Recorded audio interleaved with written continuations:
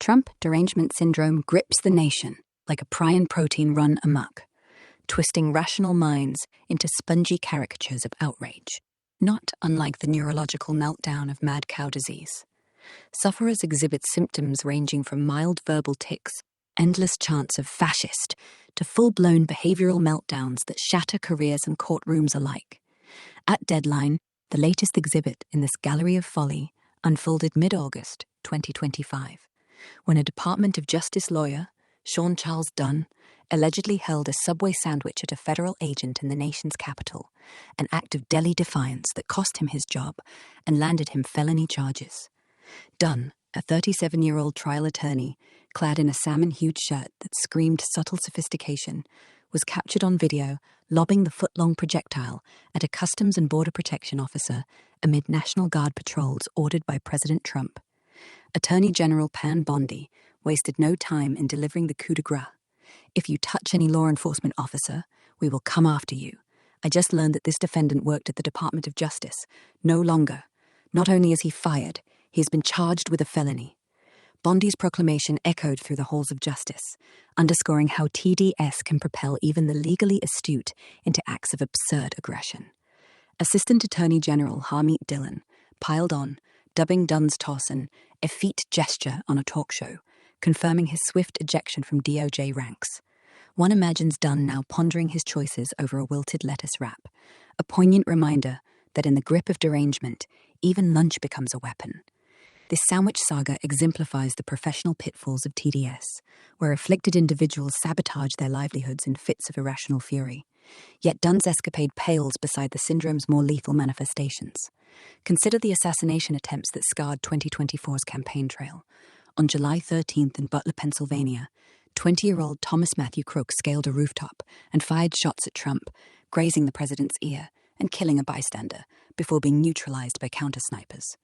Barely 2 months later, on September 15th, Ryan Wesley Ralph allegedly stalked Trump's West Palm Beach golf course with murderous intent, rifle in tow.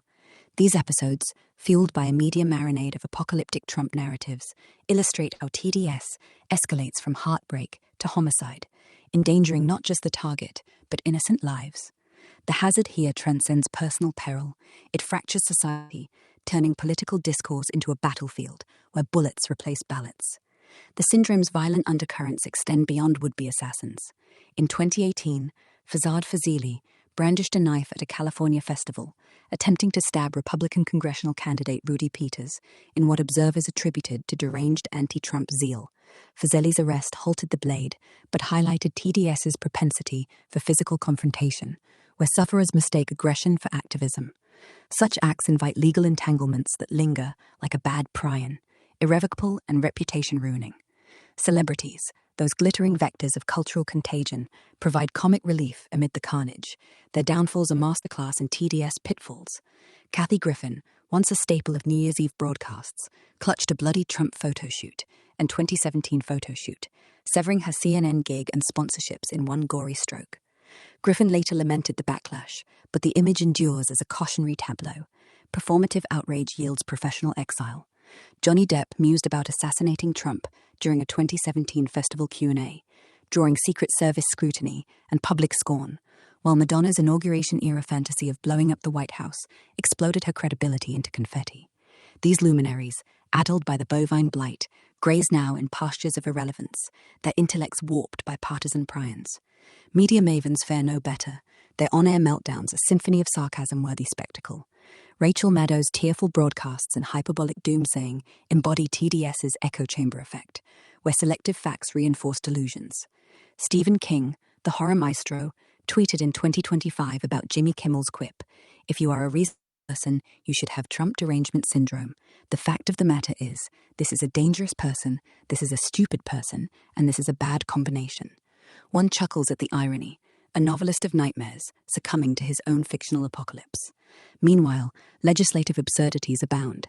Ohio Congressman Warren Davidson introduced the Trump Derangement Syndrome Research Act of 2025, aiming to study the phenomenon marked by extreme negative reactions to Trump. Minnesota Republicans pushed a bill labeling TDS a mental illness, blending satire with statute in a bid to pathologize political. Scholars and skeptics alike debate TDS's etiology, tracing it to psychiatrist Charles Krauthammer's 2017 coinage. Wikipedia deems it pejorative, a slur for negative reactions characterized as irrational, while psychology outlets frame it as toxic criticism or political anxiety. Detractors cry bias, insisting predictions of Trumpian tyranny proved prescient, yet the syndrome's bovine parallel persists. Prions don't discriminate, warping brains into irrational rages regardless of rationale. Social media amplifies the affliction, with users decrying hyperbolic hatred and other internet posts mocking sufferers' suspension from reality. The hazard compound, legal woes persecute the violent, societal discord plagues the rest. Pitfalls include the slippery slope of confirmation bias, where afflicted souls devour biased screeds, emerging more deranged than before. Intellectually, TDS erodes discernment, substituting substance with spleen. As one Quora user quipped, it's based on fake allegations, contrasting with grounded gripes. Yet the response shouldn't shy from politically incorrect truths. TDS strikes across spectra, but its extreme expressions, sandwich assaults, sniper scopes, lawfare, demand scrutiny, substantiated by the trail of ruined lives. Containment eludes us. No vaccine counters viral vitriol. Perhaps humor offers hospice care, ridiculing the hysterical to restore reason. For now, beware the bovine blight, lest you, too, find yourself flinging fast food at phantoms, your butt hurt incurable, your folly eternal.